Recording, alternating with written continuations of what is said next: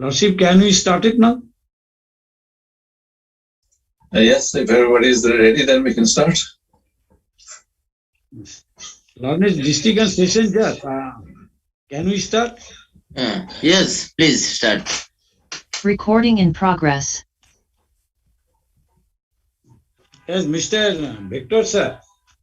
Yeah, I'll start. Yeah, sir. Good Dear friend, in the first session, what we learn, I think we will first attempt to understand conflict, then examine the need to manage conflict through negotiations, and finally study mediation as assisted negotiation to resolve conflict effectively. At the end of first session, we discussed regarding question and answers. Now, any person can put any question to our research person, to Mr. Dr. Victor. Thank you very much. Good afternoon. It's always difficult to immediately hear a lecture after lunch. But anyway, I will try to keep it as interesting as possible to complete the balance of topics. As honorable, yes, Victor sir. Yeah, there are two questions which I'll answer it and then I'll take the questions. Oh, fine, sir. Yeah, our Honorable Justice Iman Ali had in the morning session had requested, in case if there is some questions which we will discuss first before going to the rest of the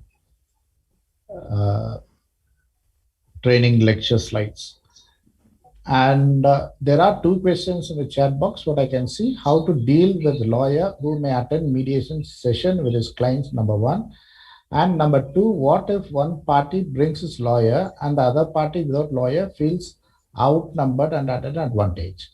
To answer this, the mediation do not contemplate or do not insist of the party having a lawyer along with them. It is up to the party to either have his lawyer during the mediation session or not.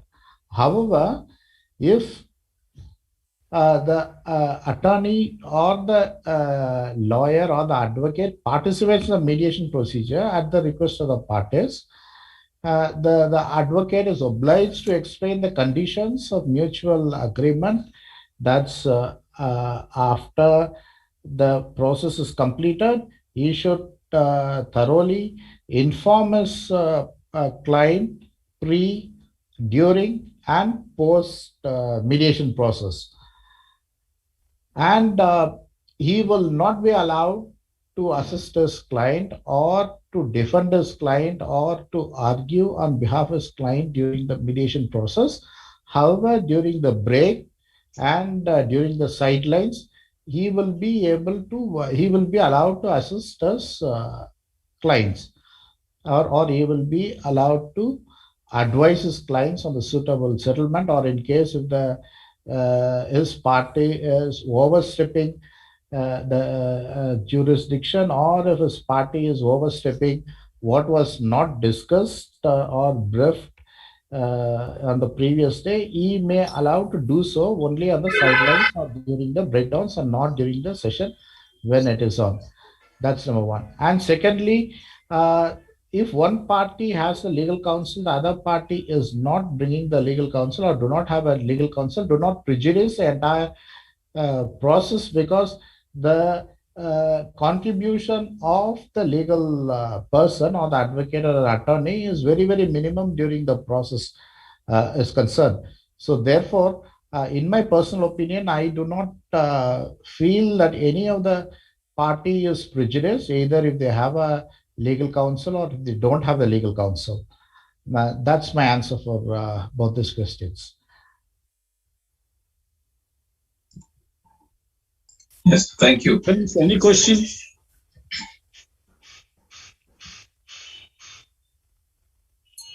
Lordship কিছু বলছিলেন?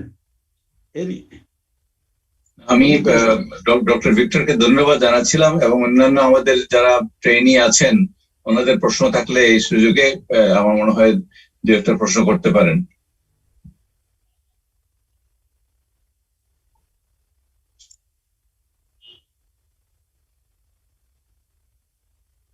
Any question from your side, learned district and session? Yes. No question, sir. Thanks. Yes, Mr. Victor, you may proceed. Yeah, thank you very much. Thank you. So to continue with what we were discussing in the morning, and I will be certainly rushing through. Mr. Goswami had said I have limited time now, probably about 60 minutes from now. So I will be certainly rushing through some of the slides. And in case if somebody wants to stop me, you're free to stop me for any discussion. So let's start, let's continue with what we were discussing. We had discussed certain issues or certain essentials or ingredients about mediation, the qualities and the characters of a mediator, and the differences between judicial referred mediation and the individual's referred mediation. And we also discussed about the different stages of mediation and different domains of mediation, and how do we reduce the gap so that the mediation is successful. So therefore now we also saw what are the steps to be adhered by the mediator. So preparation of consultation, what preparations are required, that's what the mediator has to jot down. He should collate all the information. He should get the information from both the parties, and without any partiality, he should analyze that and keep the things ready. He should also look for a suitable venue or a place where there are less disturbance and which creates an atmosphere for having a relaxed dialogue between the parties.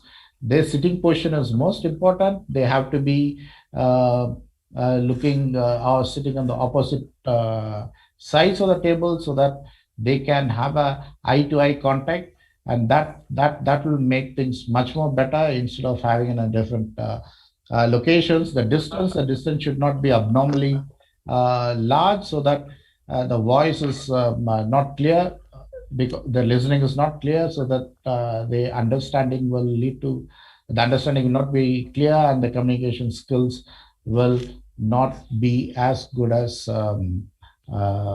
we discussed in the morning. Although it's necessary to show some attitude to listening, the feeling of intimacy may bring more exercise on the dependency. So therefore, it is the duty of the mediator to bring in a sort of relationship between the parties. And the parties, when they come for mediation, they will always be tensed because there is an existing dispute. It's a mediator who had to bring them to a relaxed condition to initiate discussion among them, and the notes may be jotted down, and you can also encourage the parties to have a record of the notes. However, in mediation, we don't create any record, we don't create any minutes of the meeting, neither do we create any sort of discussion record. So therefore, it will be up to the individuals to maintain a record or to take notes or whatsoever. And treatment of the documents the client brings in has to be very categorically informed in the very first meeting, whether they are going to consider that has to be classified and confidential, or whether it's semi-confidential, or this can be given to the public.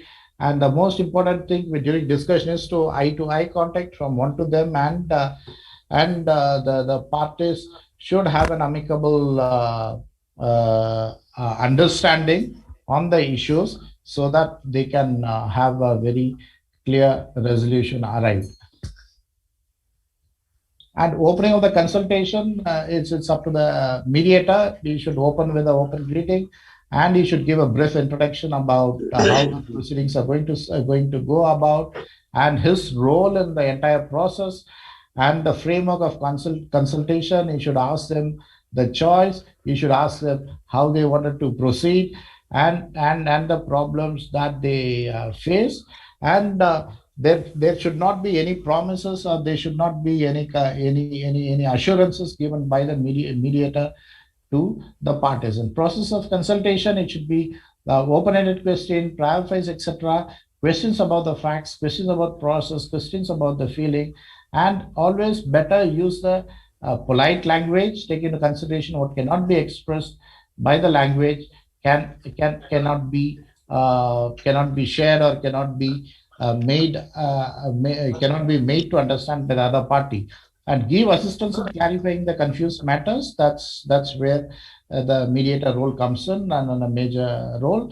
And also give assistance in finding the solutions, but do not give any solutions. You only assist them, but do not give any solutions. And the counselor and then the mediator is not to hinder any process. The process has to be decided by the parties, and it has to go ahead. And these are the basic questions about the process, backgrounds, and facts, which I've seen about the feeling, and the question about the demands and grounds.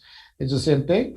And how do we devise questions? It should be open-ended questions, what we said, and this I will skip it off, because most of us know how to devise questions. And from consultation to negotiation, then to mediation. This is our discussion from in the morning session also.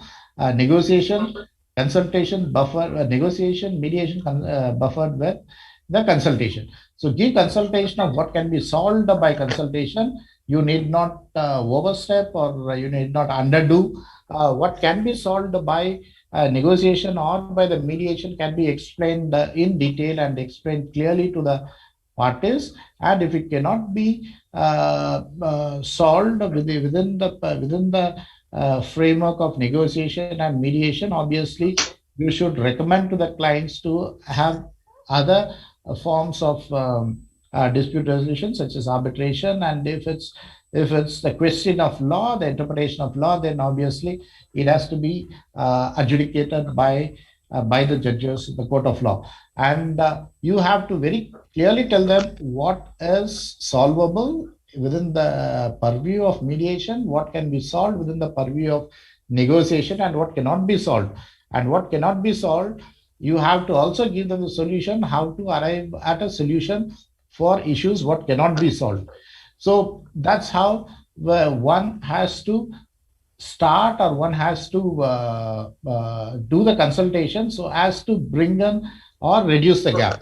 And negotiations, whether you prepare or not, matters for the results of the negotiation. I'll just play a small clip, and then we'll continue.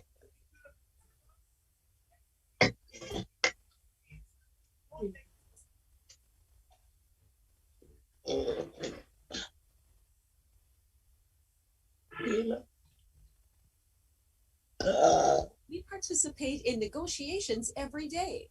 We negotiate disputes, and we negotiate over responsibilities. A negotiation is a bargaining process between parties when both seek to reach an agreement that settles a matter of mutual concern or resolves a conflict. Though conducting a negotiation has some objective principles that can guide its success, it is an art. Steve Gates, CEO of the GAP Partnership, an international workshop provider and organizer, wrote, "There is no right, no wrong, no good, and no bad way to negotiate, only that which is appropriate to your circumstances." This presentation will provide an overview of the steps to a negotiation, how a negotiator can determine his best and worst alternatives, and the primary bargaining styles that can be used when negotiating. The 5 steps to the negotiation process are: 1. Preparing and planning. 2. Defining ground rules. 3. Clarification and justification. 4. Bargaining and problem solving. 5. Closure and implementation. The first step, preparing and planning, is where the parties determine their goals for the negotiation.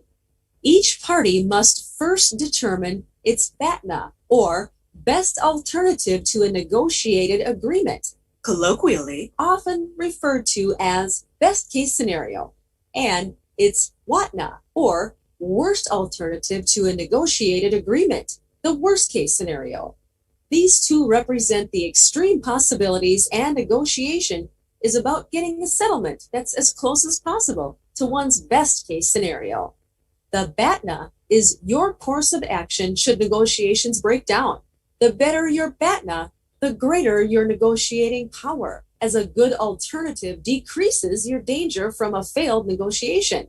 If one side has many attractive alternatives aside from reaching a deal, that side has greater power to reach a deal that will be most beneficial to him.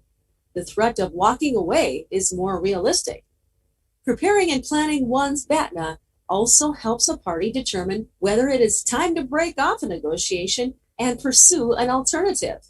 To determine a BATNA in the preparation and planning stage, a party should 1. List the available alternatives. 2.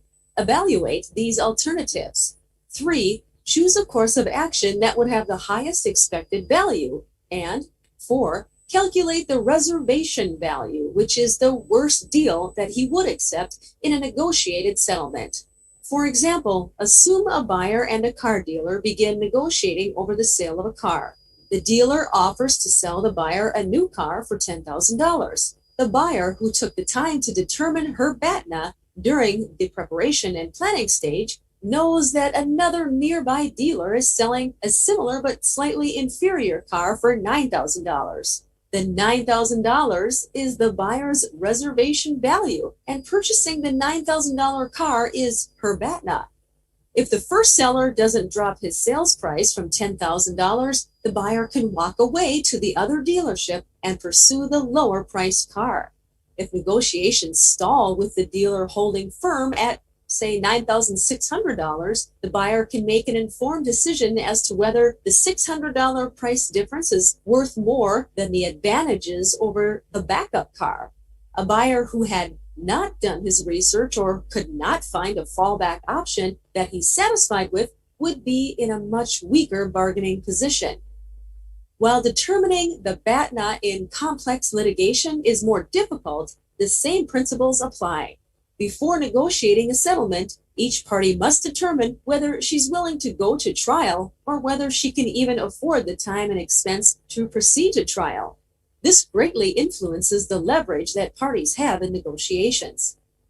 Just as important as determining a BATNA is discovering the worst alternative to a negotiated agreement, known as a WATNA. This looks at the worst case scenario if negotiations break down. What would be the risks, costs, drawbacks, and ramifications if a deal isn't reached? The second step, defining ground rules, pertains to the procedural requirements for the negotiation. During this step, the parties will answer questions such as, how long will the negotiation last? Where will the negotiations take place? And what will be the starting point for the negotiations? It is often helpful to start by clearly establishing what each party concedes to clarify the areas of disagreement. In the third step, clarification and justification, parties will clear up and settle any confusion about their positions. It's an opportunity for educating and informing one another on the issues in dispute. Each side clarifies its demands to ensure the negotiation is properly focused. The fourth step is bargaining and problem solving. Bargaining and problem solving is the essence of the negotiation because it's where the parties may compete or cooperate as they each seek to advance their interests. It's impossible to answer the question, what is the best negotiation style, as there is no single approach. Differing bargaining styles and tactics are useful depending on the circumstances. The negotiator who engages a competitive bargaining style is solely concerned with achieving his own goals without considering the impact on the other side. The competitive negotiator seeks to force the opposing party to a settlement that is favorable to the negotiator, and his goal is to win as much as possible. The competitive bargaining negotiator achieves his goal by attempting to convince his opponent that her case is not strong and that she should seek a solution as quickly as possible. Instead of approaching a negotiation like an exercise in joint problem solving so that all parties benefit, the competitive negotiator views negotiations as a zero-sum game. One party must win and another will have to lose. The following aggressive tactics are often used by competitive negotiators: use of assertive language, less willingness to listen and wanting to speak, attempt to dominate the negotiation, distorting information, concealment and selective disclosure of information about his client's case. For example, a sports agent negotiating a higher salary for his client using this approach would likely threaten the team that his client will sign with another team or sit out a season should his current team not agree to his salary demands. Though such hardball tactics may maximize the result in a client's interests, there are numerous disadvantages to this negotiation approach. Because a competitive negotiation is so confrontational, relationships can be hurt. A competitive negotiator's tactics could lead to mistrust and anger. Additionally, studies on negotiation tactics have found that competitive negotiators are more likely to reach an impasse and deadlock during the negotiation because competitive tactics lead to inflexibility from both sides. Also known as the collaborative or interest-based approach, parties in a cooperative negotiation identify interests and then partner with the other party for options and solutions that will satisfy both sides' interests. Cooperative negotiators will attempt to resolve conflicts so that everyone benefits, will focus on using problem-solving methods to create value for both sides, and will grant concessions so that it becomes more likely that the other side will reciprocate. It's a win-win approach because it is about making sure both parties have their needs met and that mutual value is created. Cooperative negotiators employ collaborative methods when they seek to maintain long-term relationships and keep future negotiations in mind when conducting the present negotiation. Characteristics of a cooperative approach to negotiation include willing to compromise, adopting a friendly attitude towards the other party, separating people from the problem, using an objective criteria. Collaborative negotiators emphasize creativity, empowerment, and control by the parties so that a resolution that advances both sides' needs can be reached. The fifth step, closure and implementation, is the formalization of an agreement that has been worked out and lays out how the parties will monitor one another's actions to ensure that the negotiated agreement is carried out. Usually, this culminates in the signing of a formal settlement contract. Because negotiation is so fact-specific, it is impossible to learn negotiation as a black letter course or study. Still, basic principles such as BATNA and competitive and collaborative negotiation should be considered in any negotiation process.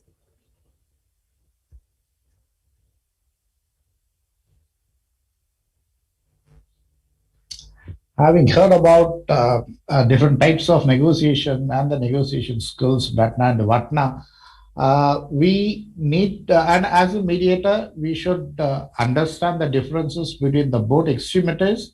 There is a positive extremity which is good. There is also a negative extremity which we have to keep in mind. And we cannot always be very optimistic with that with the BATNA, with the best alternative, and leaving aside the worst alternative. And as a mediator, as someone who is sitting there as a referee between the parties who are negotiating, you should always in the back of my mind or the back of your mind know what are the consequences in terms of BATNA and in terms of VATNA. So that's more important for a mediator, because mediator, the consultation and the negotiation, the consultation and the mediation are the effective methods which gives a possible good solution for resolution of disputes. And in negotiation, we heard there is no straightforward jacket formula, there is no thumb rule, or there is no defined methods of how you do the negotiation. It's all circumstantial. And a good negotiator adapts to the circumstance, adapts to the present situation. He hears the parties, and then he provides or he assists them to arrive at an amicable solution. If we don't have a set of rules and regulations or do's and don'ts in negotiation. So it is the circumstances which will create the interest, and which will create the creativity to have negotiation. So there is nothing called a bad negotiator or a good negotiator. It gets all depends on the circumstances and on the mindset of the parties who are willing to come to the table for negotiation. And what's a well-prepared negotiation? The well-prepared negotiation is a mediator is prepared on both the extremities. The BATNA and he also prepares how to mitigate certain things and how to get the best of the situation. And again, a negotiator is there to assist the parties, and he is not there to enforce, or he is not there to prevail on them, or give us opinion on them.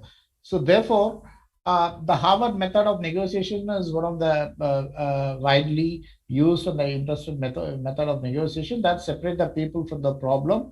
That's where we do. What we do is we create a conducive environment, working environment where they can come, sit down, negotiate, and get their issues ironed out, and focus on the interests which are real and credible motive of the parties involved, and not of the positions or demands. And when the parties come to the table for negotiation, they always have demands. There is a dispute. The mediator should always understand there is a dispute, and you cannot make the parties to look to have an eye contact or look into the other party, other person's eyes when they are talking, or they cannot be at a very comfortable level to talk with each other till the ice breaking is completed, till you bring them on the same domain or on the same platform for a negotiation. So generally they will have different opinions, and these opinions have to be carefully handled so that there is a possibility of attaining a realistic solution. So therefore, it's always better to have the BATNA. That's the best alternative to the negotiated agreement, what you get as the best, and also the worst, the BATNA. And therefore, when you look at the pros and cons of both the extremities, then probably you will be able to get at a realistic settlement point where both the parties will be happy for a win-win situation. But as an arbitrator, we should always remember of an iceberg. Even Titanic, they found only few meters of ice above the water level. But then when the ship went close, we all know the fate of Titanic. So the demand and the position will remain as a tip of the iceberg, but the real motive and real issues will not be brought to the notice of the mediator. So therefore, a mediator has to be very, very careful in handling the situations, because all the disputes are icebergs, and you only see the tip of the iceberg and you do not see the real motives, unlike in the judicial system where the judges look at the real motives and they go to the bottom of the issues to analyze it and then resolve it. But as a mediator with a limited time and with a limited authority, you will not be able to see the real motives, which is the real crux, unlike the bit of the tip of the iceberg, what you can see. So a support of the good negotiation is the relationship, the assertiveness, the listening, and the outcome of that, which we have already heard. So I'll be skipping this. Attitude training of the mediators. Accept concern, that's your primary attitude. Concern feeling whether this person accepts me or not upon the first contact.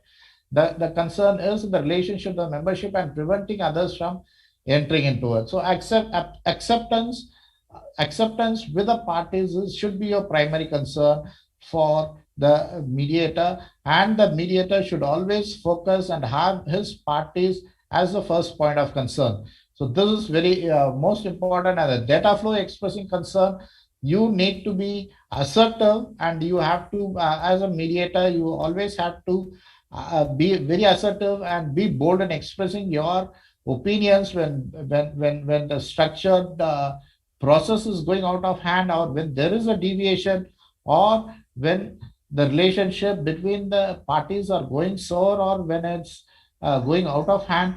you need to be very assertive to bring them back to the table and instill the confidence to proceed with the mediation matters. And goal formation concern, you should in the first meeting inform what is the goal, how we are going to achieve it, and what are the process to it. And you have to also tell them your background. You should also make them comfortable of your competence and your competency. You should also make them to have confidence in your efficiency and your efficient manner of conducting the proceedings. So there are certain things which are within the purview of the mediator, and that's are the basic concerns what one have to really provide. And the party recognizing dispute, the party which recognizes the dispute is likely to feel the concerns. What we have also discussed, it's not only the mediator's concern, it's also the party. Can I request the microphones to be muted? Thank you. So it's vice versa. Both of you have a same concerns. So what are the fundamental human desire for interpersonal relationship? It's acceptance, desire, positive phase, and no disturbance, desire, and the negative phase. Actions gratifying, acceptance, desire, which is positive, and actions gratifying and no disturbance will be a negative. I will rush on structure of communication based on the information as you have experience. So you will not make any misstatement or mishearing or misunderstanding which comes from your triangle of listening, understanding, and communication, which is in case if you have to put it in a sort of a coding system on the computer codes, it's sender, encoding, the code word, transmit, and decoding. So that's what is experienced. That's the mediator, and what was thought. So you have to speak very clearly, very. You have to make your statements clear, and what is spoken has to be understood. And what's heard has to be understood, and what you understand has to be communicated very clearly. And that's how the conceptual things happen. And the grounds of human judgment, when you make the decision, so this has to be based on certain facts, real and true events, and events verificable, either true or not. And the facts, the parties might talk about issues, they might talk about facts, they might bring in so many on the table, but it is up to the mediator to judge and take and understand what the facts is and what is the truth, what is the reality, and then form his opinion, form his value, and then assist them in getting arriving at a solution. And facts and opinion, this everyone knows, so I'll be skipping it. And trust, safety, and security, mediators attitudes that force parties to speak out without feeling insecure. If the insecurity is there between the parties, you may not have the best out of them. So you have to provide their space so the parties come out to speak without having insecurity or without having any sort of confidence level down, or without even having any negative feeling about the mediator, that mediator is there to assist them. So these are all some of the psychological things. You need to have an eye contact when you talk. If there is no eye contact, the mediator can already assess things are not going well, so probably can adopt a alternative approach in bringing both the people across the table. Before talking to someone, there has to be some sort of non-verbal communication, and this non-verbal communications, mediator should be in a position to read the body language of the parties, whether they are comfortable, whether they are convenient, whether they are going to be open or they're going to be closed, and how mutually do they recognize each other, and how mutually do they respect the mediator, and how they are going to open up themselves before the mediator to to assist the mediator in giving them a proper solution. So what to do? Decide the sitting place once and ask if it's comfortable to one. Please don't hesitate to call on if feeling uncomfortable. That's one. And these are the contents of process.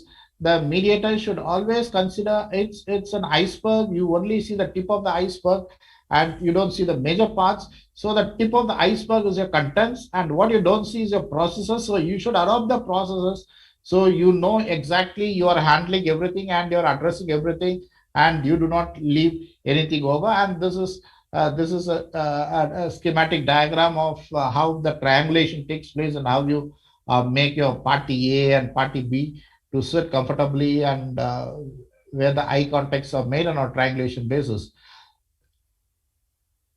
And the first meeting, I'll just do it. So let's the skill program is one of the important. My name is Ariel, and I just started my first job as a project manager. When I was a student,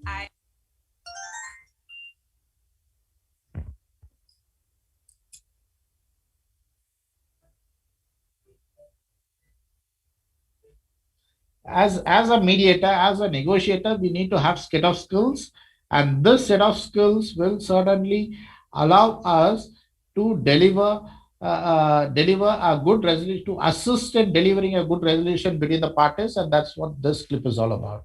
Conflict resolution in mediation. Conflict, or more specifically, interpersonal conflict, is a fact of life, and particularly of organizational life. It often emerges more when people are stressed. For example, when there are changes on the horizon, or when everyone is under pressure because of a looming deadline. However, conflict can also arise in relationships and situations outside work. Handling conflict in ways that lead to increased stress can be detrimental to your health.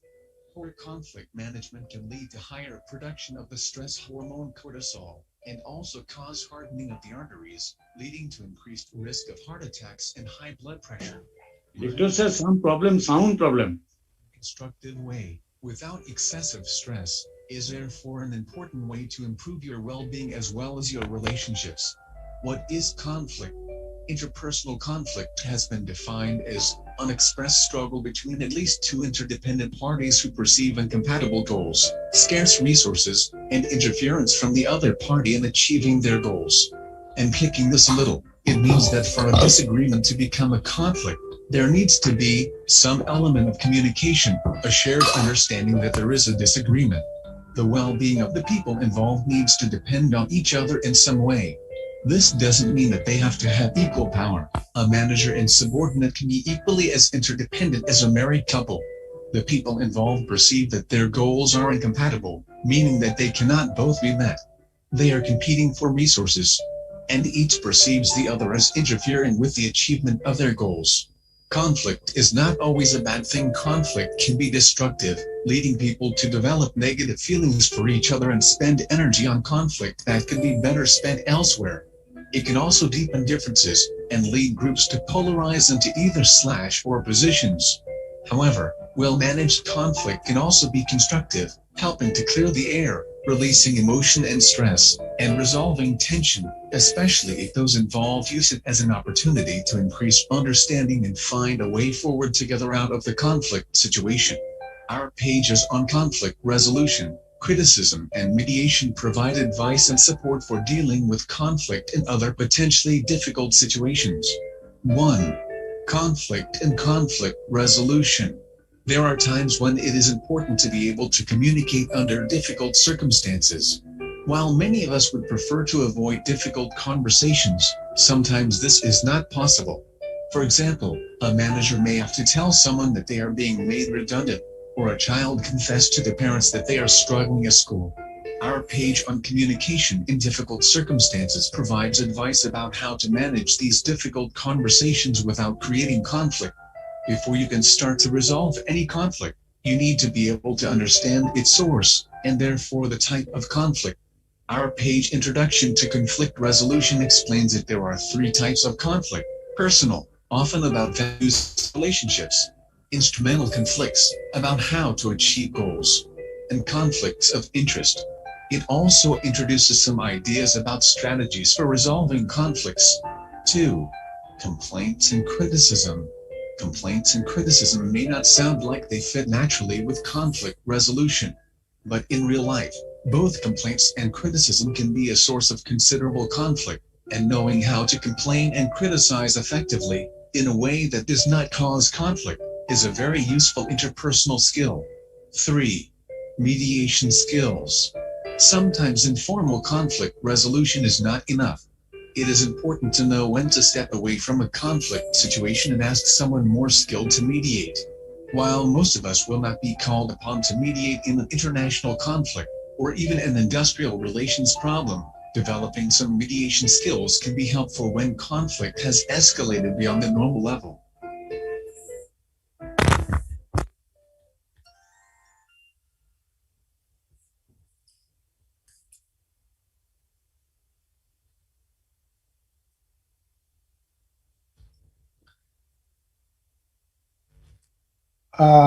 So there's one more, I'll play it for you. Identification of the issues. Look, if you're a business owner, then please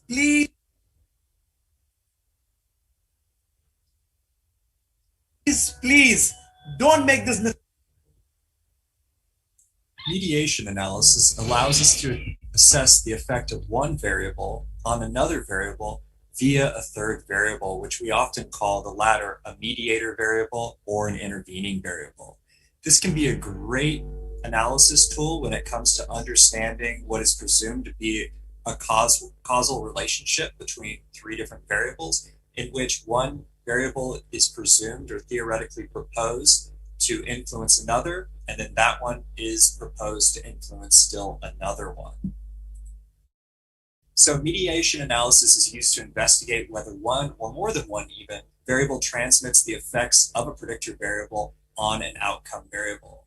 Now, sometimes we refer to that variable that's in the middle, the one that's transmitting the effect, as being the mediator variable, and sometimes it's referred to as an intervening variable. Usually those terms can be used interchangeably, but I tend to find that people most commonly refer to the variable that transmits the effect as being the mediator. Now, it's important to note too, there is this causal implication here, because we are presuming that there is a causal flow from one variable to another variable to another variable. Now, this may or may not represent actual causality. Mediation can be a tool to test causal relationships, but inferring whether there's actually a causal relationship between two variables will depend a lot on the design, whether there were controls in place, and things like that. Still, if theory or the conceptual model you're working with indicates that there is potentially a mediational effect, or what we would call an indirect effect from one variable to another variable via a middle variable or an intervening variable, then mediation would be an appropriate analysis. So we can use both multiple regression or structural equation modeling frameworks when it comes to testing mediation models, or mediation analysis models as they're sometimes called. And specifically, we will be focusing on the path analysis approach, which is a specific form of structural equation modeling in this tutorial. And the reason for that is mainly because with modern software applications, it's easy to estimate the model in a single step, whereas a multiple regression approach would require that you do separate models. Sometimes, depending on what type of approach you're using to test the mediation, 3 or more models that you're going to be estimating. Whereas again, with a typical path analysis model, we can do that in a single step. Now, just like we would with a path analysis, commonly when we do specify or try to articulate or communicate what the mediation analysis model is that we're testing, we often use what is called a path diagram. So let's take a look at an example of the path diagram that can be used to illustrate mediation. So first, let's imagine that we have a predictor variable and an outcome variable. Let's imagine that the first variable is an employee's attitudes towards performing a behavior, and the outcome variable is the actual enactment of the behavior itself. Let's assume it's how often someone actually enacts that behavior. Now, as you can see here, we have a direct relationship or a direct relation, or in other words, what is called just a path here in our path model, And it's represented by the coefficient or the weight, the path coefficient weight called C. And so this would be the direct effect or the direct relation between attitudes and behavior. In other words, the direct effect of a person's attitude on their behavior. And just like any other path diagram, we commonly model or depict the residual error. And so here you can see the residual error term here. This is common notation for it. So if we're talking about a mediation model, we might be asking this or trying to depict this. So yes, we're interested in the extent to which attitude does directly influence behavior, but maybe according to some theory we have or conceptual framework we're working with, we actually believe that attitude will affect behavior indirectly as well, and via this third variable here, which is intention. And so this, let's imagine intention is intention to perform this behavior. So here what we're saying with the mediation model is that a person's attitudes towards the behavior influences their intention to perform that behavior, and then ultimately their intention to perform that behavior influences their behavior. And as you'll see too, we also presume that to some extent, just having an attitude that's favorable about performing the behavior and acting that behavior is going to influence or increase the likelihood that someone actually performs that particular behavior or enacts that behavior. And the common notation we use is, you'll note that the direct relationship with the direct relation or path here, the coefficient that we're using here has now gone to C prime. So you see that C apostrophe here. And this is to indicate that now we're estimating the effect of this predictor variable on behavior, but in the presence of this mediator variable, because notice now we have what is essentially a multiple linear regression model here, in that we are looking at the partial effect of intention on behavior while controlling for attitude and vice versa. So that's why we moved to C prime here, whereas before it was C without the apostrophe or standard C there. Now, importantly, the other conventional notation is that this first direct relation or first direct path commonly is labeled as A, and the second path from the mediator to the outcome variable is commonly labeled B. Okay, so this is really the constituent parts of the mediation model right here. The ones that are most critical to the mediation model are your path between your predictor variable and your mediator variable, or path A, and your mediator variable and your outcome variable, or path B. So commonly, we will refer to the first variable or predictor variable as a predictor variable. You might see it referred to as your independent variable as well. Or the common notation, if you're doing this in more generic form, would be that this is your X variable here. Your outcome variable is commonly referred to as, well, your dependent variable in some instances, or just your outcome. And the generic notation would be this is your Y variable. And then your mediator variable is, as I mentioned before, either referred to as a mediator, a mediating variable, mediator variable, or an intervening variable. And commonly it's referred to when in the generic form as the M variable, because this is your mediator variable here. Now, we do have these underlying equations because this is a path analysis model we're talking about. The same would apply if you're using multiple linear regression approach too. And so what you'll see here is generally we have three equations we're interested in. The first equation is the effect of that predictor variable on our mediator variable. And so here I use the notation of A. So A being that first path on that direct relation from that attitude variable to the intention variable, or in other words, from our predictor variable to our outcome variable. And just as we would with any regression equation, we have our intercept, and we also have the error term here, the residual error in other words. Now the second equation would be the second part of the model, which is the effect of intention, which is our mediator variable, on behavior. And here we're using that common notation. This is the B pathway, so that coefficient is represented by B here. And then we also are looking at the effect of the predictor variable, which is the attitude variable here, and its effect on behavior.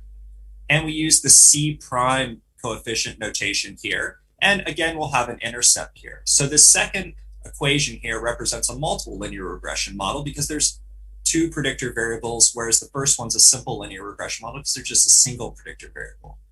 Now, finally, this third equation will be used in some instances depending on how you're estimating your mediation effect or your indirect effect, as we'll talk about in a little bit. And the third equation is not necessarily going to be one that you'll need, but according to certain approaches to estimating mediational effects, you might need this third equation. Now, the third equation is just that initial model I showed you that just looks at the effect of the predictor variable on the outcome variable. So attitude predicting behavior, that was the C pathway. And so you'll notice that this is not C prime, it doesn't have the apostrophe there. And again, we'll have, this is a simple linear regression model, we'll have our intercept and a residual error term there as well. So as I mentioned before, the information that we're going to pull from these equations, we'll either use all three equations, or we might just use the first two equations, depending on what approach we're using, to actually test for that mediation effect, or what we'll refer to as an indirect effect as well. So let's also distinguish between two types of mediation.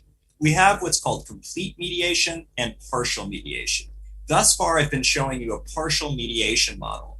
Well, a complete mediation model refers to a mediation in which the direct relation between the predictor variable and the outcome variable is zero, meaning that there's no estimated effect between your predictor variable and your outcome variable.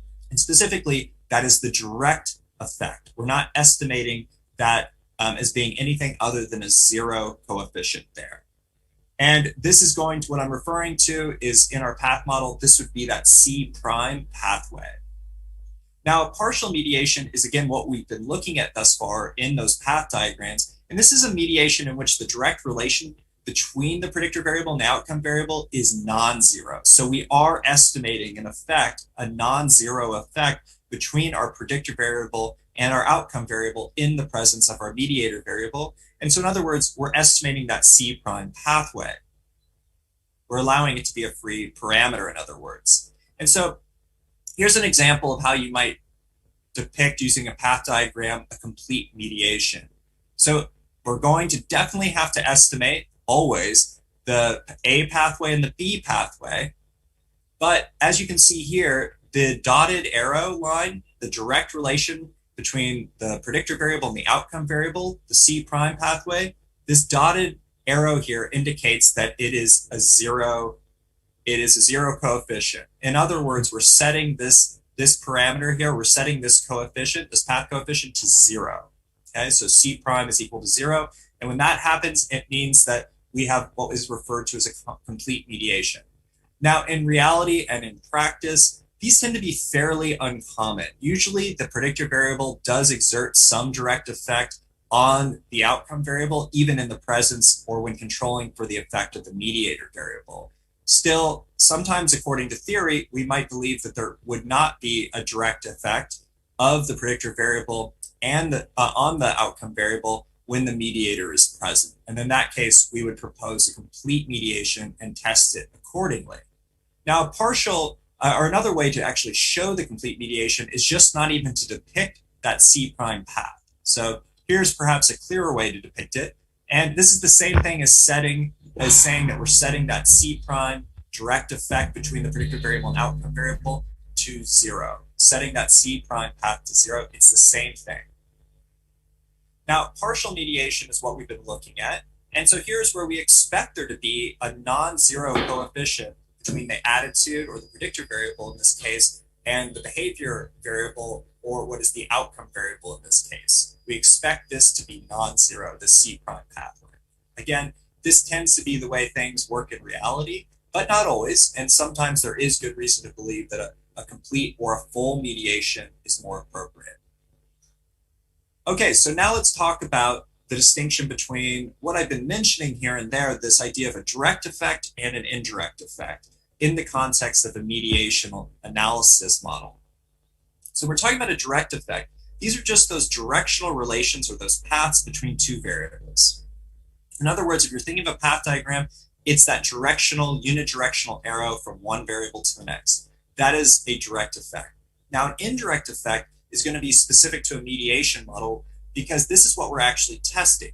We're testing for the indirect relation between two variables via an intervening or mediator variable. Okay? And so this is that idea of that predictor variable influencing the outcome variable via that mediator variable. In other words, the indirect effect of the predictor variable on the outcome variable is being conducted or being transmitted by that mediator variable. So when we're trying to test for the presence of mediation, we're ultimately trying to estimate the effect or the how much of an effect the indirect effect actually has and whether it is significant. So again, here's the model we're looking at here. And so we're thinking about an indirect effect. This is what we're talking about here. Or rather a direct effect. This is what we're talking about here. These are the direct effects here. Your A pathway, your B pathway by itself, and your C prime pathway in this model. These are your direct effects here. Your indirect effect, in contrast, is going to be the effect jointly of A and B, A pathway and B pathway. And so we'll talk about different ways of estimating it. One is the product of coefficients, where we're actually multiplying the coefficients of these two pathways here to estimate the indirect effect. But what we're really saying here is that the predictor variable is influencing the outcome variable via the mediator variable here, or the intervening variable, as we can also call it. So how do we estimate the indirect effect? Well, there's different approaches for estimating an indirect effect. We can use a causal steps approach, we can use a difference in coefficients approach, or we can use a product of coefficients.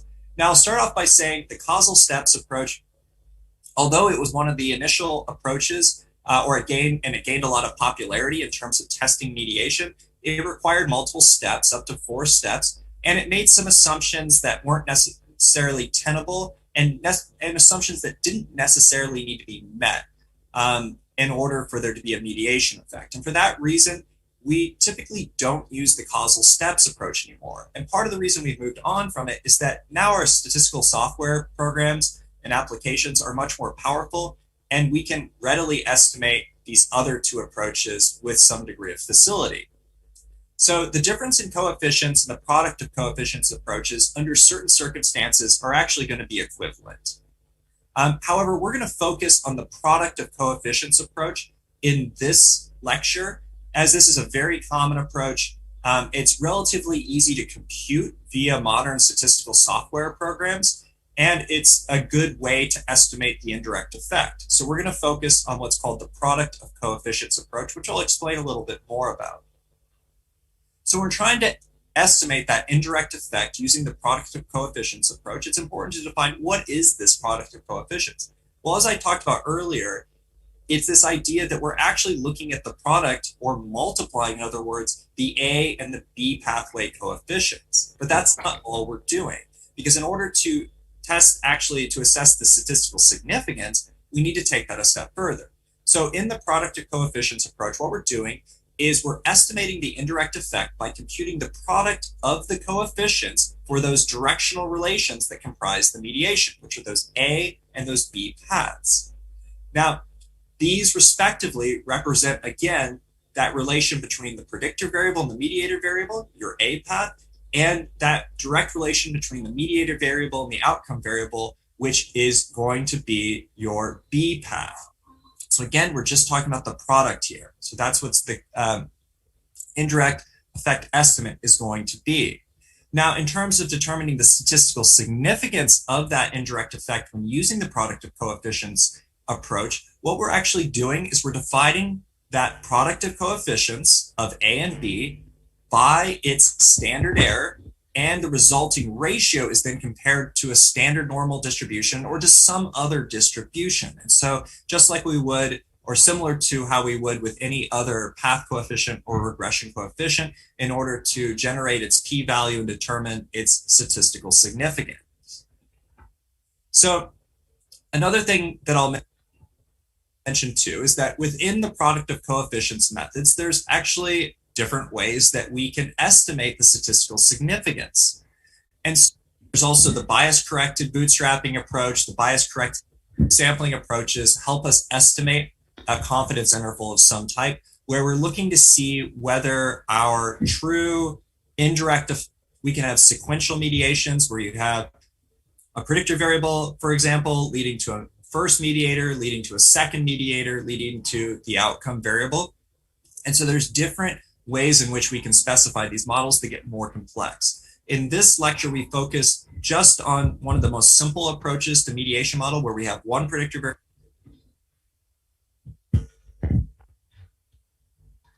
Indeed, I'm asked to explain that in a very simple terms.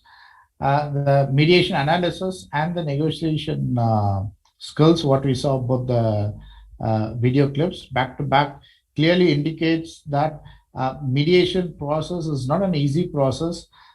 It is a science, and it is a law, the combination of law and science.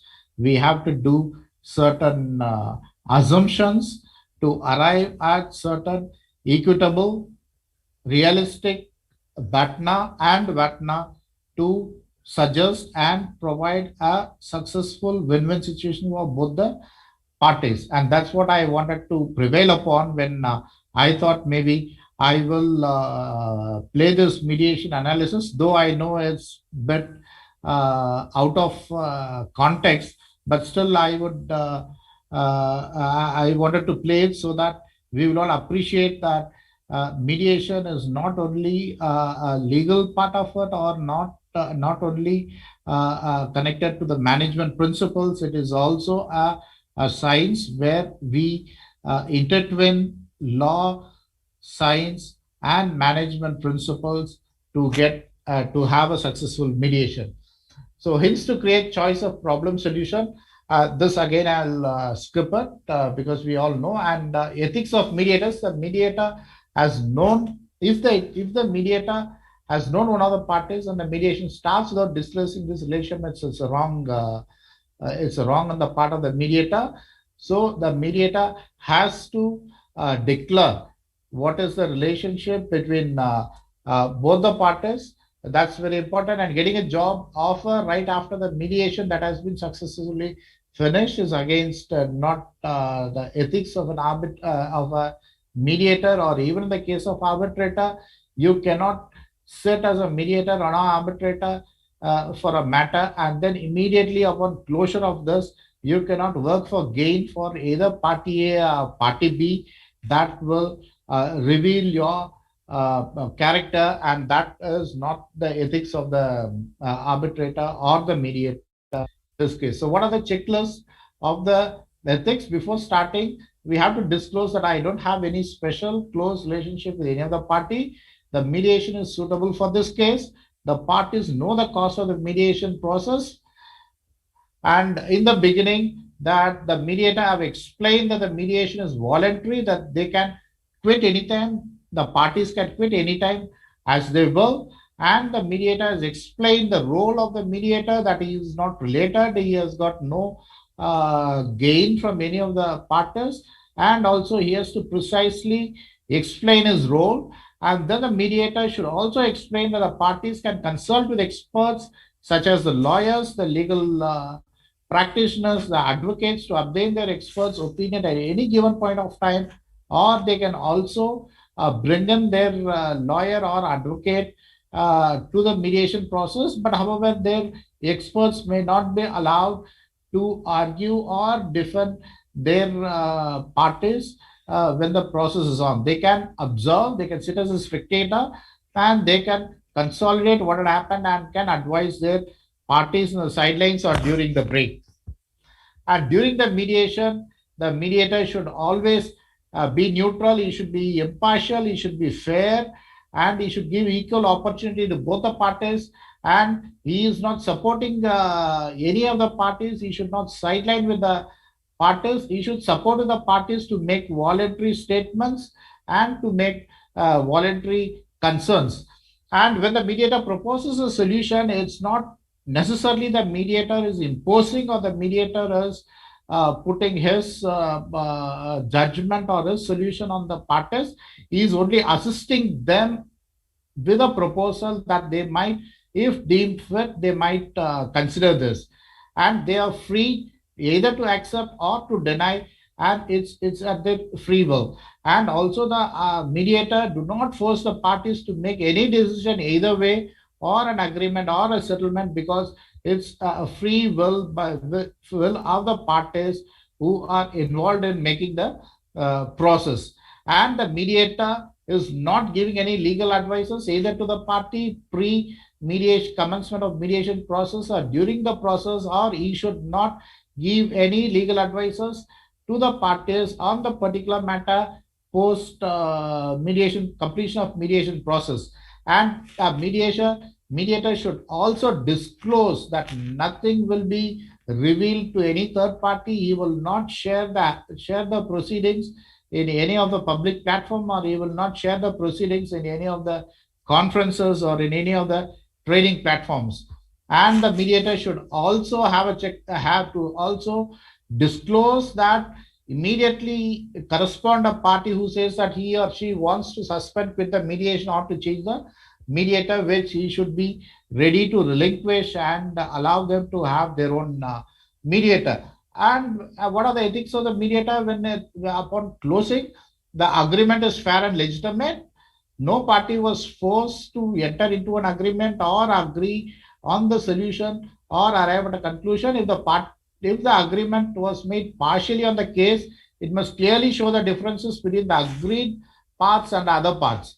And sometimes in the mediation, parties agree to settle part of their disputes, and another part of the disputes they would like to seek other alternative mechanism or other options. So therefore, the mediator should be very clear in documenting their agreement, what has been resolved, what has been agreed, and what is yet to agree or yet to get resolved. When no agreements is made, it is explained that any solution proposal shown in the procedure doesn't have any effect outside this mediation process.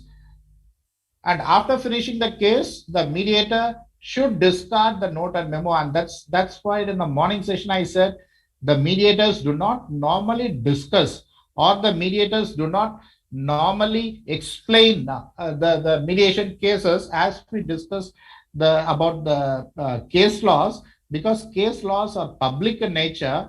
It is available in the public domain, whereas the mediation processes and mediation outcomes are not public in nature, and it is not available in the public domain but between the parties alone. So therefore, any notes that the mediator has jotted down or any record the mediator has created in his notebook or scribbled in his notepad, or the stick notes, in the morning we saw stick notes, all these things has to be discarded as soon as the agreement is signed between the parties. And without consent of all the parties, I have not disclosed any information obtained during the procedure to others, is one of the important ingredients the mediator should inform. And also the mediator should not use the information obtained within the mediation for any personal benefit or for his any personal publications or in the journals or otherwise. And the mediator should show the correct information on his career and certification, about his qualification, about his experience, about his experience in the particular domain of mediation. And also he should have a continuous development. He should have attained continuous development program and the process to build up his credibility and his skill. Tips of the mediator: if you are the mediator, preparation for the tips. You have to know, you start with the negotiation, buffer with consultation and mediation. More often you will encounter with irrational attitudes, with rough parties, and parties who are not willing, parties who are not cordial, parties who are not very sober. So the mediator should always anticipate certain rough weather when he commences the procedure. It is also a good option to advise the parties to have their own legal experts or the experts of the subject to assist them, or to be a spectator in the process to assist them in arriving at a conclusion. So these are all the few of the tips of setting up the mediation. And before preparing prepare the parties so that the mediation goes on well.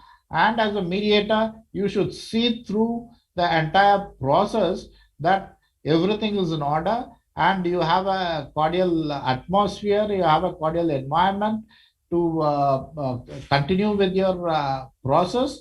And as a mediator, you have a set of skills where you listen, you understand, and also you communicate. Your skill sets are strong, you are assertive, you you understood the entire process, you also have the command of the subject, that's a competency. And also, you, if it's a mediation center like a court referred mediation center within the court premises, have a cordial relationship with the mediation center staff, so that things are in a better way.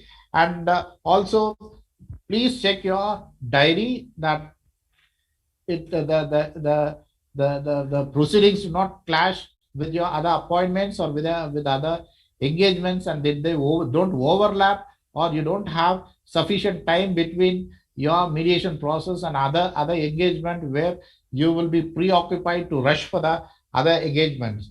And for the first contact, create a first impression.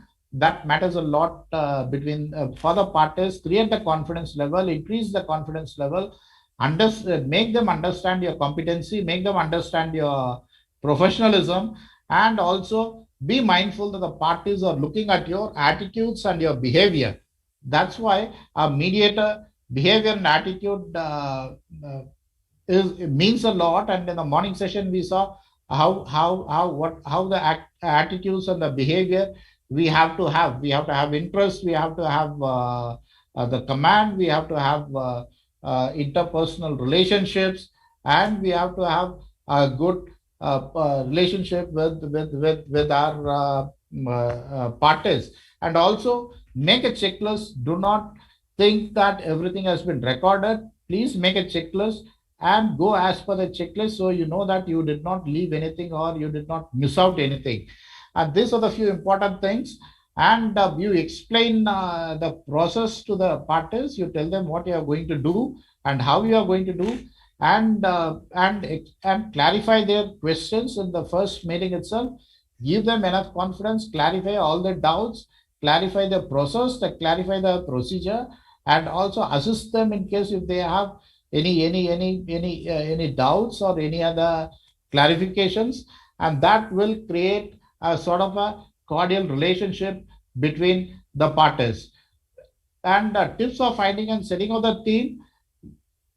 When you are in the interview process with party A or party B, concentrate, listen, understand. Don't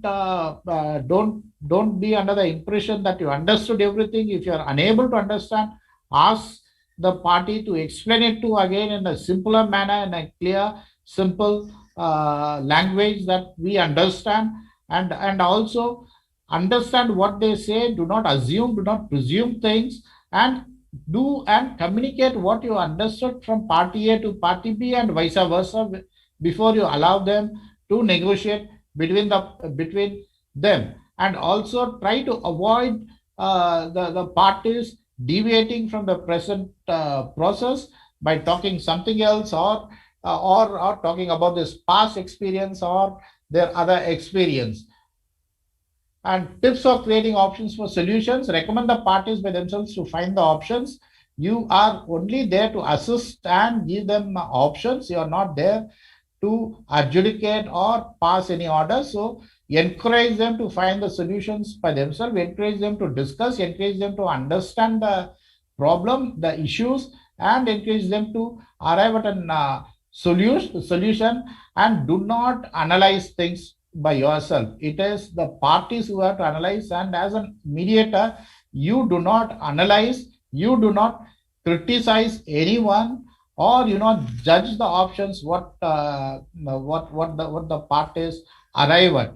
And you are there as a facilitator alone. So do not step out of your domain to analyze, to criticize, or to judge the actions or deeds of the parties. You have to only listen to what they say and then look into the resolution, whether that fits into the structured procedure of the legal framework. If it fits into the structured legal framework, then you got nothing else to say but allow the parties to arrive at a conclusion. And sometimes you need to disclose your opinion in a situation where the parties cannot create a situation, and this happens with the mediators most of the times, because the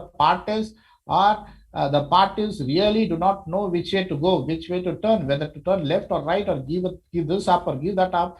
If such a situation arises, as a mediator, do not force your concept or your understanding on them, but only give them options and give them opinion of what you will do, and let them either take it, accept it, deny it, or let them have their own opinion, build on your opinion, but do not put your opinion into their mind, and do not blame them if they not arrive at a conclusion or not arrive at a resolution, because at the end of the day, it is not adjudication. You are facilitating them to arrive at an amicable situation.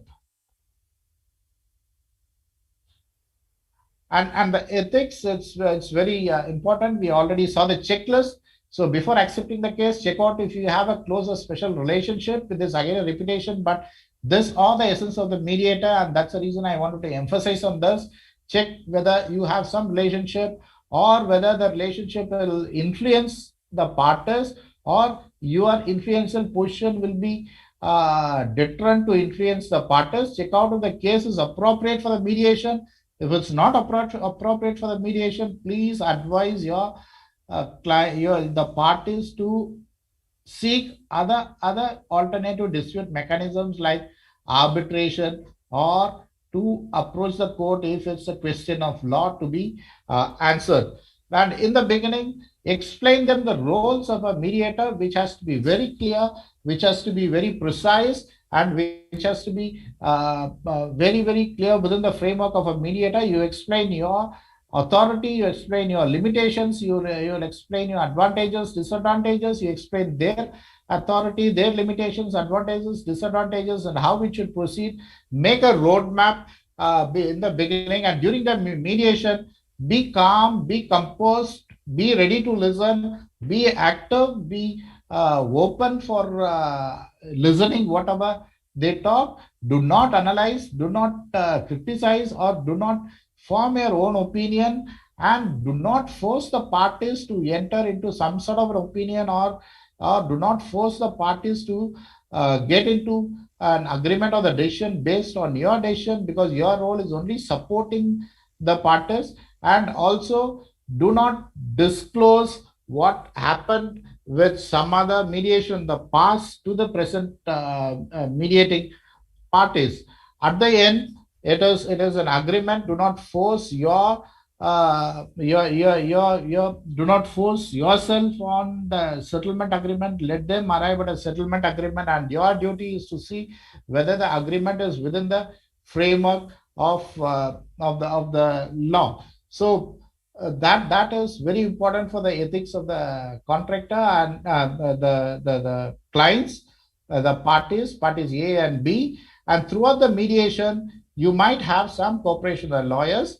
As in the afternoon we started with, there is no clear indication whether the lawyers are allowed, or whether the clients can have the assistance of the advocates during the mediation process. In absence of that, the mediator do not have the authority either to keep them away, or emphasize that both the parties should come with an advocates. And if one party comes with an advocate, other party do not come with an advocate, it do not prejudice the entire process itself, or it do not prejudice the entire process per se. So if the lawyers or the experts are present in the mediation process, please inform the lawyers, the advocates, and the experts what are their responsibilities, and also what they should do and what they should not do. All the do's and don'ts have to be explained to them, because they should not be hindrance. They should not be objecting to the process of mediation, or they should not be objecting to the process of negotiation or consultation, and they are there as an observer on behalf of their parties, and they are at their own will to advise their parties during the break or at the end of the day when they are alone. But in the mediation process, they do not have the right to defend or argue on behalf of their parties. So that the mediator should be very firm on that. The mediation should lay down the do's and don'ts of the experts who accompany the parties. And also in case of some sort of miscommunication or the weird behavior of the parties, the mediator should not hesitate to consult with the experts or the lawyers or the advocates of the respective parties and advise them that this is not going to lead anyway. So they have to advise their parties to behave properly and their parties to stick on to the point on the dispute, and also to discuss the dispute and to arrive at amicable solutions. And do not have any argument with your client, parties, party A or party B, or do not have any argument with the experts, either be the technical expert or the legal expert or the advocate representing the parties in the mediation process, because the legal expert or the technical expert or the advocate, they do not hinder the process of mediation, and they will not interfere in the process of mediation. Therefore, whenever the question of legality comes in, as a mediator, do not argue with the parties, which will facilitate the lawyer or advocate to argue and defend their parties. Thereby the mediation process essence is lost and it becomes a para arbitration. So therefore, please do not argue with the legal advocates or the legal person or the advocates or the lawyer who are there along with their parties. And also make sure that the agreement is legally binding. The agreement is drafted within the frame of the legal work and not beyond that. And given the opportunities to the parties to consult with lawyers so that the parties fully understand and get convinced with the agreement from the legal point of view, because most of the parties may not be aware, they may not have sufficient legal exposure or the legal knowledge.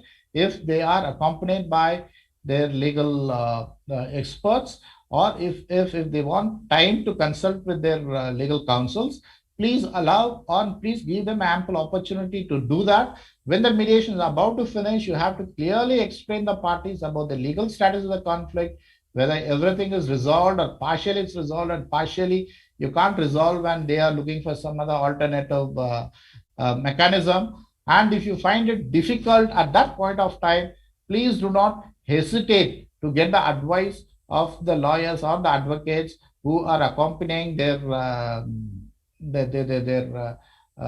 parties, so that their advocates may be in a better position to make their own clients understand the legal issues. And therefore, to be mindful that the mediators cannot avoid legal issues and never leave a question behind unless it gets resolved. When you have a concern, even it seems to be very little matter, you should consult with the lawyers.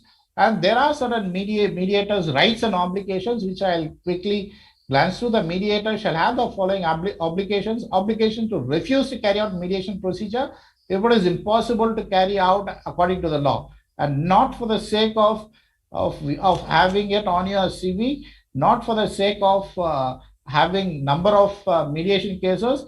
Mediators should have the ethics, should have the moral responsibility to say no when it is not possible to carry out according to the law. Obligation to observe the mediation principles, match the mediation to both parties' rights and interests, and ensure both parties' equal participation. Obligation to provide information, the same information, fair and equal information to both parties concerning the progress, the purpose and effect of the mediation. Obligation to conduct the mediation neutrally without any interest in a dispute. To observe the code of ethics and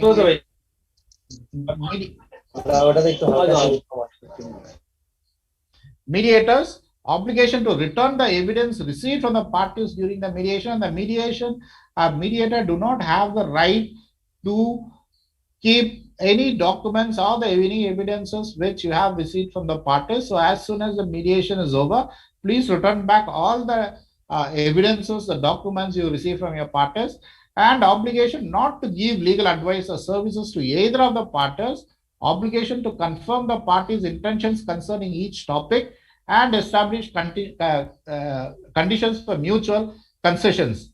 Obligations to record the state of progress in the mediation, question the parties, and examine evidences for assertions, other obligations specified in the law. And the lawyering, which we already discussed before starting the session, how to carry out mediation. Sir, I will take another 5 minutes and close it. I hope that should be acceptable. Yeah. Yes, you proceed up to 5 minutes. Yeah, thank you. How to carry out arbitrations? The parties must attend the first session of the mediation. The first session, the mediator explains everything in detail. In principle, a face-to-face mediation is more advisable rather than the virtual mode. And for the first time, when the session starts, it should be both the parties should have confidence in the mediator, and the mediator should have should convince the parties to repose their faith and confidence in the mediator that nothing will be leaked out. And future of the mediation in court and the private sector, where in the morning we saw it's a court-centered type. ADR, the additional dispute resolution or alternative dispute resolution, is nothing but a court-centered type. And we also compared this with our solar system of having sun and the sun and the planets revolving around the sun. And then the thoughts of ADR, we discussed in detail about the court-centered type and the non-court-centered type with uphill and a downhill approach. And the downhill approach, we do not have. It's not court-centered approach, because you can arrive at your own conclusions, which is a settlement between both the parties, but only when you do not arrive at certain conclusions in the arbitration and litigation starts, which is an uphill, then it becomes a court-centered type. So we have seen both the types, which is court-centered type and a non-court-centered type, and when does the non-court-centered type comes in, and how the non-court-centered type again is translated and transformed into court-centered type. And the thoughts is the court annexed mediation. I think Bangladesh is doing extremely well with the court annexed mediation, and in India also we have almost all the courts now annexed with mediation centers. And unlike the West and unlike other advanced countries like Singapore, we do not have private sector mediation in India as of now. But however, we are sure that we will have private sector mediation also coming up, and which will be easing out the jobs of the number of people approaching the court to go for mediation first, and if it fails, then approach the courts. So with this, I thank each and everyone for giving me an opportunity to share my views on mediation, the mediation processes, and the mediation process of judiciary and the private sector. Thank you very much. And I will be able to take any questions if there is any. Yes, Mr. Dr. Victor sir, we enjoyed every moment, that is every second, we enjoyed. Now, any question put to a research person from any side, that is from panel lawyer, panel mediator, or judges, officers. If not any question, His Lordship, we proceed next. I have a question, actually, if I may. Yeah. Just, in fact, one observation, and I think Dr. Victor has mentioned it, but I want to make it very clear that when the parties at the end of the mediation come to an agreement, they can agree any terms which is suitable for both of them. They can agree for more money or less money, more goods or less goods, but the most important thing to remember is that they cannot agree to anything which would otherwise be illegal under the law of the land. So that is something that must be kept in mind. And the one question that I have for Dr. Victor is this. If a mediation concerns several issues, and at the end of the mediation, the parties agree on some of the issues. Now, we know that after the mediation agreement, the parties will come to an agreement which will be put to the court for a decree or an order of the court. Now, what if some of the issues are resolved in this mediation, but one or two issues are not resolved? What to do in that situation? So that's a practical question, because we keep encountering this very often, because it's more prevalent in contracts, or it's more prevalent in the work contracts and service contracts, where people come with about 5-6 disputes, and in the mediation they might be able to arrive at a conclusion and may be able to accept and resolve 3 or 4 issues, and the other 2-3 issues will not be resolved at the mediation, which will be either referred to an arbitration, where we give a certificate stating that the mediation commenced. However, the mediation failed for 1 to 3 particular issues. So it's referred to arbitration. They are free to go to the arbitration, only restricted to those issues that were not resolved during the mediation. So that is what generally we do. But again, as you rightly pointed out, it is a point of concern that you have a mediation session, but many a times you are not able to resolve that in totality, and you resolve that in a piecemeal basis and leave a part for arbitration or for litigation in the court of law. Thank you. May I proceed, sir? Yes, please.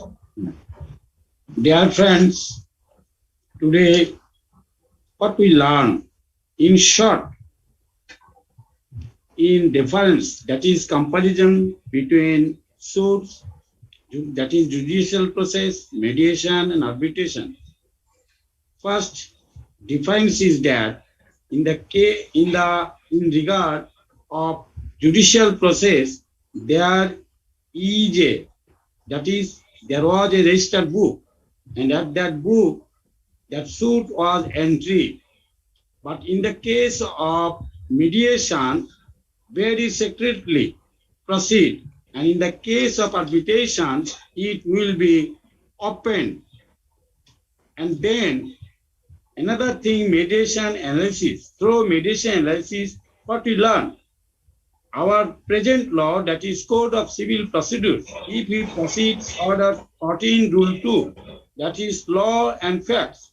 First we decide under mediation analysis law, then we combine with law and facts.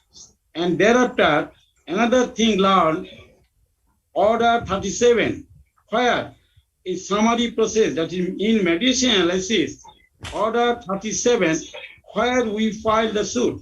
In this regard, our appellate division, that is our present chief trainer, one decision decides that it will be before the trial court, that is session court, not before the high court. But in mediation analysis, we also learn, yes, in proper court, mediate the problems. And another things, in first session, what we learn in short, that is one sentence, to manage conflict through mediation. Now, may I request our Group 2 leader, that is judges, Madam District Legal Aid Officer, that is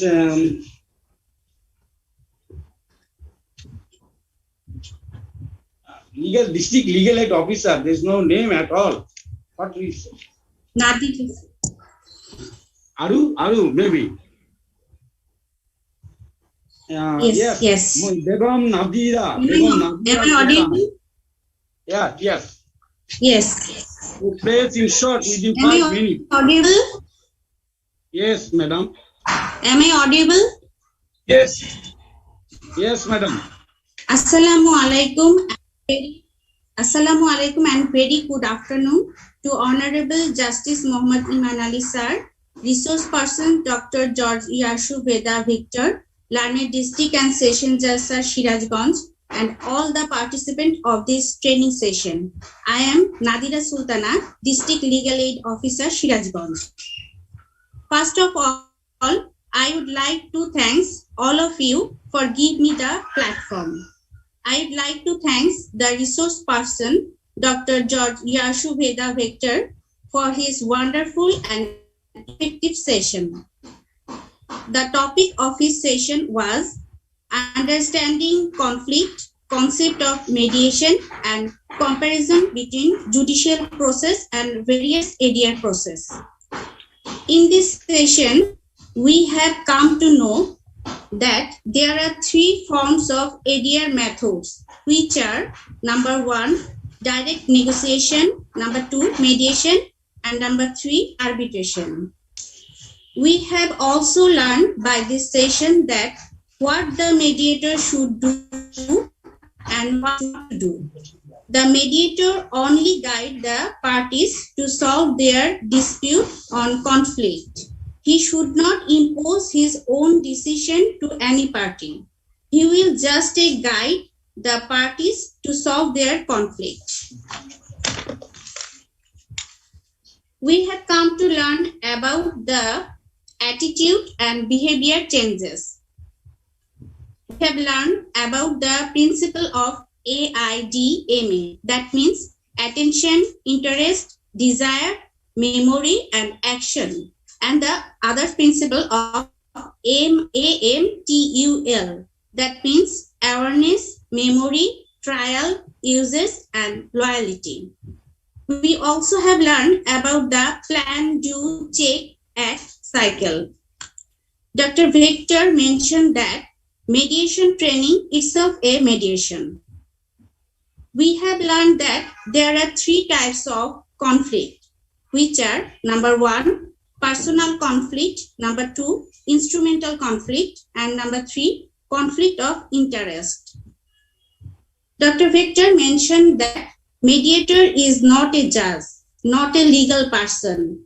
He is just a neutral third person and a facilitator. He allowed the parties to discuss about the conflict. He asked to conduct a mediation is an effective, impartial, and competent way. We learned about the difference between mediation and negotiation. Dr. Victor informed us about the direction of European Parliament on certain aspects of mediation in civil and commercial matters. Today we have learned the definition of mediation. Mediation means a structured process, however named or referred to, whereby 2 or more parties to a dispute acted by themselves on a voluntary basis to reach an agreement on the settlement of their dispute with the assistance of a mediator. Today we have come to know about the program on negotiation. Dr. Victor has given us an example of dispute between 2 sisters on an orange. The father was the mediator of that dispute. In this session, today we have learned about the structure, theories, approach, process, types, flow, and phases of mediation. We have learned that there are 2 types of thoughts of ADR system, that are number 1, court-centered type, and number 2, non-court-centered type. Today we have also learned about various methods of dispute resolution and the techniques to communicate to the parties. Dr. Victor has shown the general characteristics of the trial and mediation and the characteristic of court mediation and private mediation. We have come to know about the lawyer's participation in the mediation procedure.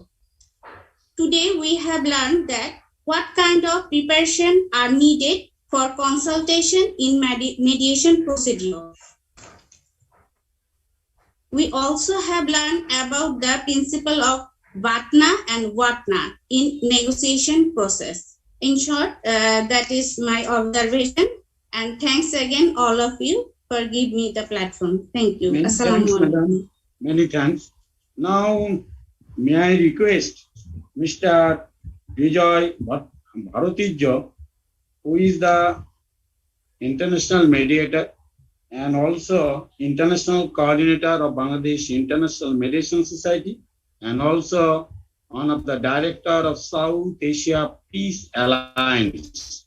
Now I request Mr. Vijay Bharatijjo to present your opinion as summary of the day. Mr. Vijay. Thank you. Thank you, sir. Can you hear me? Yeah, yes, sir. Yes, sir. Yeah. Thank you. Thank you for giving sir. me the opportunity.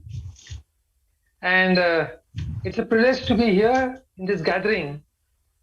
So, Honorable Justice Imam Ali and other distinguished guests who are already since morning they are listening to great presentation by Dr. George Victor. I think it was very exhaustive presentations. With so many things he has, nutshell he has tried to present more and more. Probably he didn't have much time more to give because he had so many things to share with all of us. I think before me, I think somebody gave a summary of the whole process. I think that was very interesting.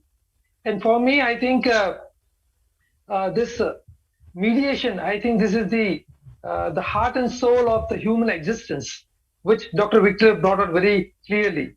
And something very interesting which I found in his speech was grounding ourselves. How do we see, listen, and feel as a humans to the issue with the issues of the people? I think that was when he presented about the learning pyramid. I think that was very important. How do we understand, how we encourage presentation and discussion? Because people need a voice to share their grievances.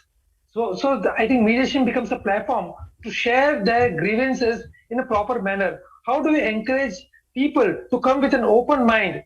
I think he gave a lot of good tips to all of us how we can go forward with the mediation. And I think he gave a very if you're given offline presentation, I think this workshop should go on for 3 days. This workshop, so much of material is shared with all of us. And one thing which I liked about his presentation was people who are new to mediation, they should get orientation on development education. The underlying system of coexistence and peace should be the goal. We need to build relationship with the people. And that's what core element he talked about. And in the last, I think, which very interesting, which I found was concern and sympathy. He had a very detailed presentation on that, concern and sympathy. How interest should become a concern. How do we narrow gap between the parties? How do we understand the parties by showing the concern and the parties also showing the sympathy to each other? If that level comes up through a process, I think that will be a great achievement. And I think during the last, I think his presentation, he made some 9 tips he gave. In each 9 tips, there were about more than 6-7 points in each one. So 60 plus points were shared in the last 10 minutes. I think that was a tremendous presentation. I'm so happy to be part of this process. I think it will take time of us to digest all the things that Victor has said to us, and all of us will benefit by practicing it. Thank you, sir. This is what I want to say. Thanks, sir. Thanks. Are Mr. Victor available? Victor, sir, are you in board? Yeah. I'm Yeah. Any comment? Honorable Justice As Ivan per Ali. Untitled rules, any Yeah. comment? Yeah, Honorable Justice Ivan Ali and Mr. Goswami, thank you for giving me an opportunity to share my views with the learned judges of various courts of Bangladesh. And I'm really thankful for that. And you should apologize because of paucity of time. I had to rush through and skip off many slides and also go on a very fast track manner rather than explaining each and everything in detail. And I thank you very much. Yes, for the opportunity. thank you, thank you. Many thanks. Lordship, any comment, Lordship? Yes, I want to thank Dr. Victor for his very comprehensive presentation. He has done a lot of work, I can see, and also he has been helping us from the very morning till the very evening and continuously. That is an achievement in itself. Thank you so much. For the participants, I would like to just suggest one thing. Dr. Victor has given us a very comprehensive deliberation, no doubt. But one very interesting thing is that he has referred to some videos from YouTube, which I find personally very useful. And the other good thing about those is that you can play it over and over again until you understand it fully. So I would recommend that all the participants today will look at the YouTube videos again and again. And if Dr. Victor will be kind enough to supply us with the copy of his presentation, then maybe we can get reference to those videos and locate them more easily. Thank you so much again. Dear friends, now day 2 will be ended, I think successfully ended. Many thanks, our chief trainer and also Dr. Victor and also our Bijoy Bhartijjo. Thanks all of you. Especially thanks learned district and session judge Siasganj. And further requesting you, welcome, advance welcome for next program, that is on 26th November. At that time, our resource person will be Madam Priyanka Chakraborty, and summary of the present Asha Mahant. So, advance welcome all of you, and day 2, thanks. And I think today's event successfully ended. Thanks all of you. Good afternoon. Thank you. Thank you very much, Mr. Goswami. My lord, thanks. Recording